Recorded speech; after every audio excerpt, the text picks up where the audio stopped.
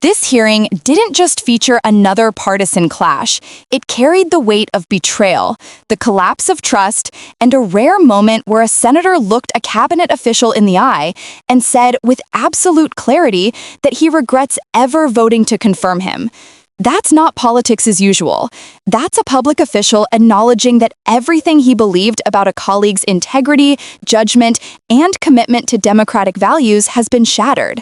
And from there, the entire room spiraled into chaos.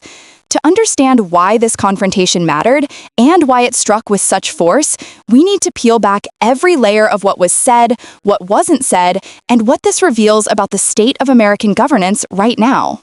Senator Van Hollen. Thank you, Mr. Chairman. Mr. Secretary, you and I served together in Congress for 15 years. We didn't always agree, but I believe we shared some common values. A belief in defending democracy and human rights abroad, and honoring the Constitution at home. That's why I voted to confirm you. I believed you would stand up for those principles. You haven't. You've done the opposite.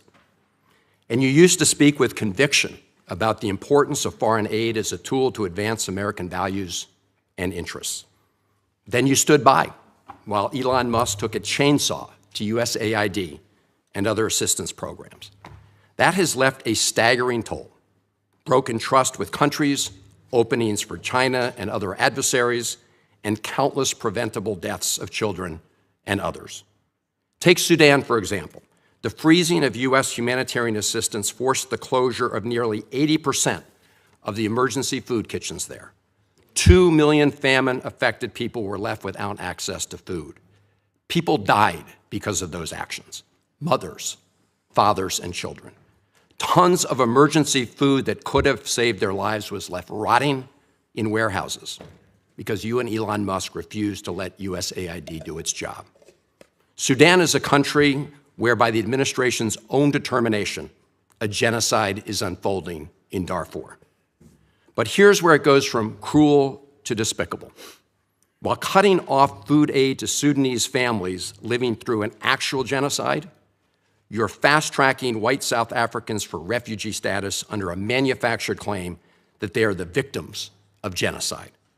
You tried to block the admission of individuals who had already been approved to come here as refugees while making bogus claims to justify granting such status to Afrikaners. You've made a mockery of our country's refugee process, turning it into a system of global apartheid where political ideology and race, more than truth or need, matter. And while you've turned away from a genocide in Sudan and invented one in South Africa, you teamed up with President Trump to throw the Ukrainian people under the bus and have been played like a fiddle by Vladimir Putin. Of course, Donald Trump not only said he would end the war in Ukraine on day one, he also said he would end the war in Gaza on day one. And yet last week, you were all running around to Gulf states, giving away very sensitive American AI and chips technology, but doing nothing to end the war in Gaza and get the remaining hostages returned. You know that for 78 days, the Netanyahu government did not allow a scrap of food to enter Gaza to reach over 2 million civilians.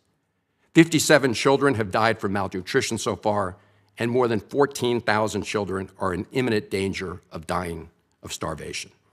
As Cindy McCain said last week, and I quote, "Families in Gaza are starving while the food they need is sitting at the border." That is a gross violation of both U.S. and international law. What did you do? Nothing. Not once did you publicly call upon the Netanyahu government to end the blockade. Fortunately, other countries spoke out, and now we see a tiny trickle going in. Where have you focused your energy instead, Mr. Secretary? Well, your first trip as Secretary of State was to El Salvador, not to promote democracy, but to cozy up to President Bukele, who calls himself the world's coolest dictator. The result was a cash for collusion deal to deprive people living in America of their constitutional rights to due process. The Supreme Court, in a 9-0 decision, instructed you to facilitate the return to the United States of Abrego Garcia, who the administration admitted was wrongfully deported to El Salvador. Your response? You've openly flouted judicial orders, When asked whether you have been in touch with El Salvador to return Abrego Garcia, you boasted, quote, "I would never tell you that. And you know who else I would never tell? A judge." Clearly, you don't care about the Fifth Amendment right to due process, and you don't care about the First Amendment either, since you've been very busy snatching students off of college campuses for exercising their right to free speech. You dredged up a relic from the McCarthy era to claim that student protesters posed a threat to the foreign policy of the United States. Give me a break, Mr. Secretary. You know as well as I do this isn't about national security, it's about punishing free speech. And you know that in America, the government doesn't get to use its power to punish speech it doesn't like. Yet in March, you boasted about revoking student visas, saying, and I'm quoting, "We do it every day. Every time I find one of these lunatics, I take away their visa," unquote. Let's look at one of those lunatics, Mr. Secretary, Ms. Ozturk. Her crime was co-authoring an op-ed in her college paper critical of Tufts University's response to the war in Gaza. Your own department found zero links to terrorism, no anti-Semitic statements, but you still yanked her visa and shipped her off to detention in Louisiana. And the list goes on and on. The federal judge in the case of Mohsen Madawi, who is the Columbia student who was ambushed by federal agents at his citizenship appointment, said, and I quote, this is the judge, "Legal residents not charged with crimes or misconduct are being arrested and threatened with deportation for stating their views on the political issues of the day. Our nation has seen times like this before, especially during the Red Scare and Palmer raids. Like the McCarthy-era witch hunts of the 1950s, your campaign of fear and repression is eating away at foundational values of our democracy. Back then, it took one voice, Attorney Joseph Welch, to cut through the hysteria with the simple question that marked the beginning of the end of that shameful era. He asked Senator McCarthy, have you no sense of decency? And I would ask you the same, Secretary Rubio.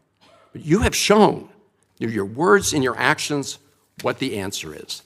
And I have to tell you directly and personally that I regret voting for you for Secretary of State. I yield back. May I respond?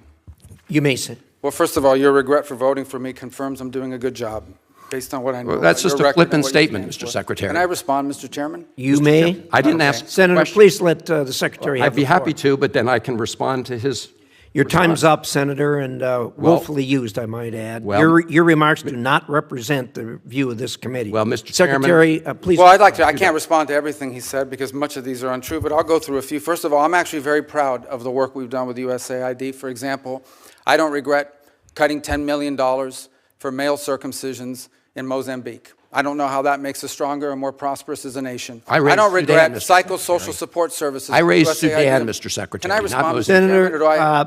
Senator, I'd ask you to suspend. You had 7 straight minutes of I chose railing to on- use my time that way, Mr. Chairman. That's my right to Please use my suspend, time that way. Secretary Rubio. Well, I can go on. I mean, there's other things here. We spent $227,000 for Big Cat's YouTube channel from USAID. We spent $14 million for social cohesion in Mali, whatever the hell that means. So I can go on and on. I got the list here, and there's more. I didn't even bring the whole list. In the case of El Salvador, absolutely. Absolutely. We deported gang members, including the one you had a margarita with. And that guy is a human trafficker, and that guy is a gangbanger, and the evidence is going to be clear. In the days to come, Mr. you're going Chairman, to see who you went to look, defend. Senator, I'm sorry, please, Mr. Chairman. Secretary No. Rubio has the floor. Mr. Chairman, he can't make unsubstantiated Senator, comments like that. Secretary Rubio has the floor. You had Secretary your time. Rubio should take that testimony to the federal court in the Senator- United States because Well, he hasn't done it under oath. Here's another point, okay? There is a division in our government between the federal branch and the judicial branch. No judge in the judicial branch cannot tell me or the president how to conduct foreign policy. No judge can tell me how I have to outreach to a foreign partner or what I need to say to them. And if I do reach to that foreign partner and talk to them, I have under no obligation to share that with the judiciary branch. Just like a judge cannot order me to negotiate with a foreign minister of Russia, they cannot order me to negotiate with a foreign minister or the president of El Salvador. And if I did negotiate with them, which we have responded to them, and we've told them, we've had communications with the president of El Salvador. I am under no obligation, under our division of powers in this country, and to share with the judicial branch how I conducted diplomacy of the United States. It would actually be counterproductive. If I started sharing with courts, or frankly, with the media, my conversations with foreign leaders and all of their details, no foreign leader would talk to me again, and we would break trust with them. So I have complied with every court order. What I won't comply with is an order to disclose what I'm saying and what we're talking about with a foreign leader, because then they won't talk to me. Diplomacy doesn't work that way. About the student visas, let me say this. I don't deport anybody, and I don't snatch anybody. The State Department does not have officers in the street snatching everybody. What I do is revoke visas, and it's very simple. A visa is not a right. It is a privilege. People apply for student visas to come into the United States and study.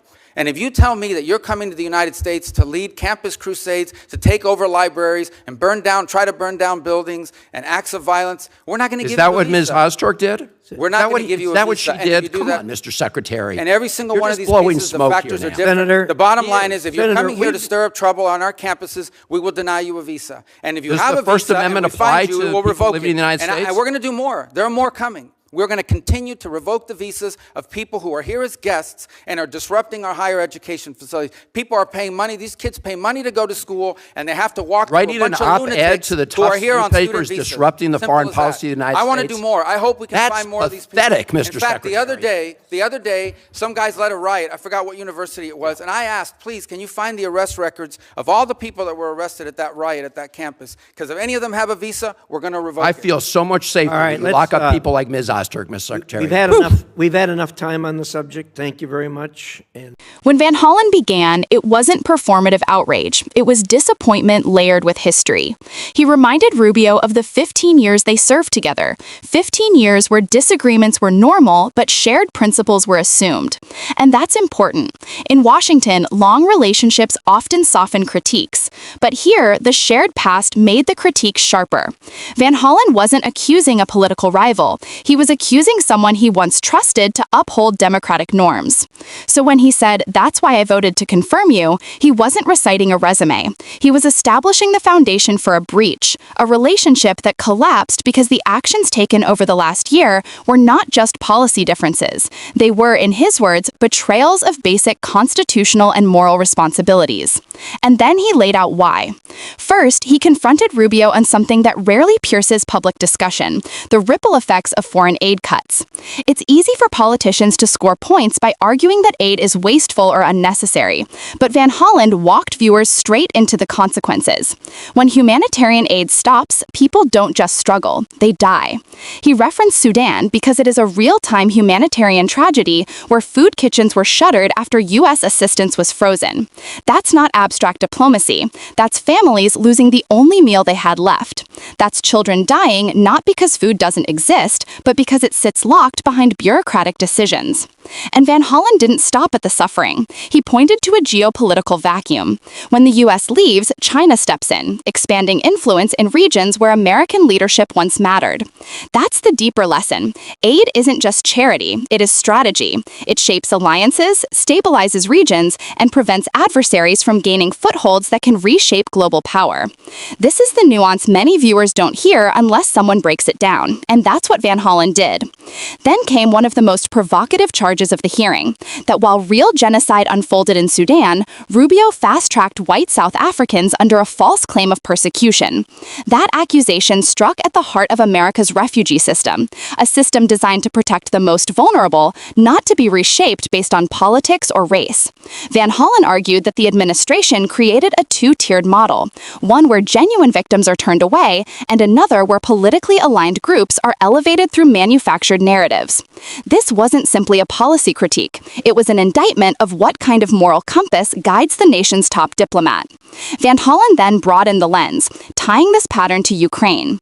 He framed Rubio's actions as part of a larger trend, one where the U.S. retreats from defending democratic nations, allowing adversarial powers like Russia to expand their reach while America sends mixed signals. And this is where the commentary becomes educational. Van Hollen is connecting the small, a large, the humanitarian, the geopolitical, and the constitutional into one overarching argument. His message is that foreign policy isn't made of isolated decisions. It's an ecosystem. What happens in Sudan affects U.S. credibility. What happens in Ukraine affects the balance of global power. These choices are interconnected. Then he shifted to Gaza, a region where the world watches in real time as civilians suffer. Van Hollen cited the sheer number of children affected by malnutrition, and he included the statement from Cindy McCain, someone whose bipartisan credibility adds weight. His argument wasn't about the politics of the conflict. It was about legal and moral obligations to prevent starvation. It's rare for lawmakers to call out U.S. partners so directly, and rarer still for a senator to accuse the Secretary of State of doing nothing to stop a humanitarian blockade. That's why the hearing felt different. The critique wasn't subtle. It was a declaration that silence in the face of human suffering is complicity. And then came El Salvador, the most legally explosive portion of the exchange. Van Hollen accused Rubio of defying a 9-0 Supreme Court ruling. That detail matters. A unanimous Supreme Court is not common. When all 9 justices, across the ideological spectrum, say the government must correct a wrongful deportation, that is the highest level of judicial clarity. Van Hollen argued that Rubio didn't just ignore the ruling, he boasted about withholding information from judges. To the average viewer, this may sound like political bluster, but to those who understand constitutional separation of powers, this is alarming. The executive branch is not free to disregard judicial authority. If that precedent stands, the entire structure of checks and balances erodes. That was the deeper warning Van Hollen was sounding, that this isn't just about one case. It's about whether the rule of law still constrains those in power. And then the room shifted again, this time to student visas. Van Hollen highlighted the story of a student who wrote an opinion piece, not a call for violence, not a threat, but an op-ed, and for that her visa was revoked. She was detained. And a federal judge compared this era to the McCarthy period, a time defined by paranoia, political persecution, and fear-mongering.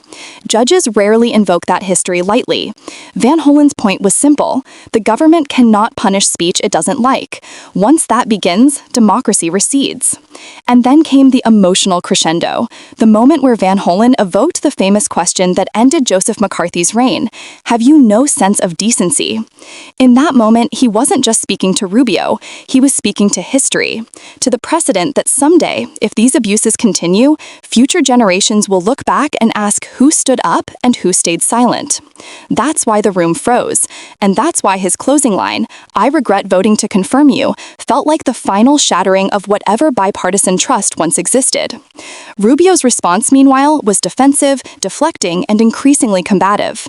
He dismissed the critique as false, then attempted to frame his cuts as fiscal responsibility, choosing obscure examples to justify much larger decisions. But the deeper issue wasn't whether he saved money.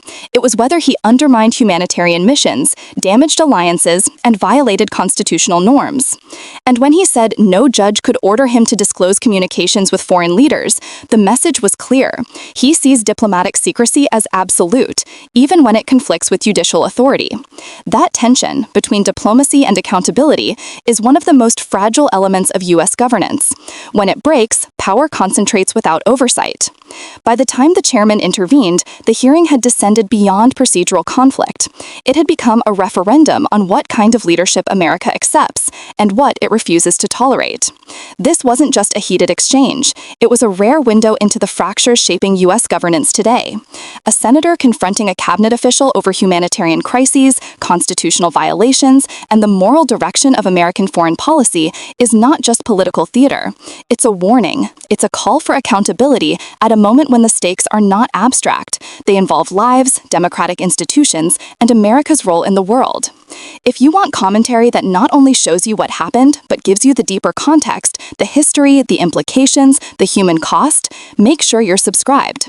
Like the video, share your thoughts in the comments, and stay tuned as we continue breaking down the moments that shape our democracy. Because these hearings aren't just headlines, they're signals of where the country is heading and why it matters.